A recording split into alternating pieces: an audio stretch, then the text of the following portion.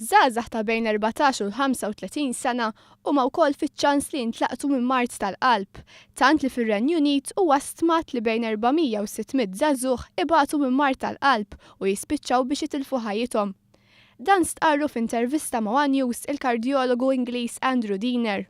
Unfortunate young people who can very suddenly develop problems. So we have maybe 400 to 600 cases per year in the United Kingdom of young people between the age of 14 and 35 who will die suddenly, completely unexpectedly from a cardiac arrest. Sentejn ilu l-kardjologu Andrew Diener kienet isegwi partit ta' futbol bejn Tottenham Hotspur u Bolton Wanderers u spiċċa salva l-ħajja tal-futboler Fabrik Mubamba ta' Bolton u sofra minn attakk tal-qalb waqt li kienet jilghab.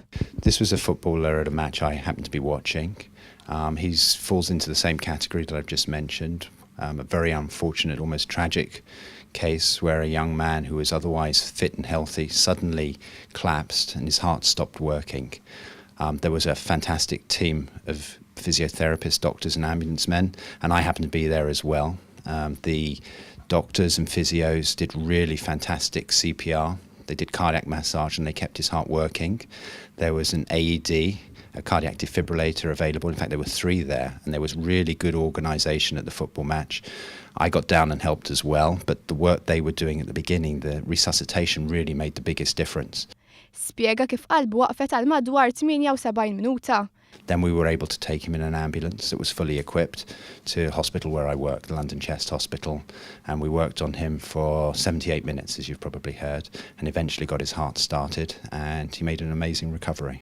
Naturalment il-kardjologu Andrew Diener stqar li persuni kbar fl-età qegħdin friskju akbar li jibagħtu minn mard tal-qalb.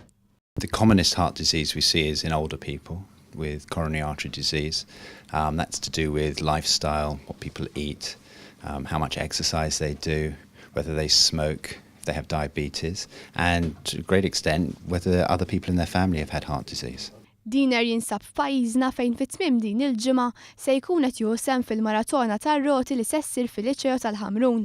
Bil-flus miġbura kull skola f'pajjiżna se tibbenefika minn apparat tal-qalb.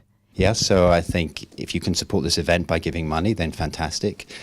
Even if you don't support the event, go out and find somewhere to learn how to do CPR, learn how to use an AED.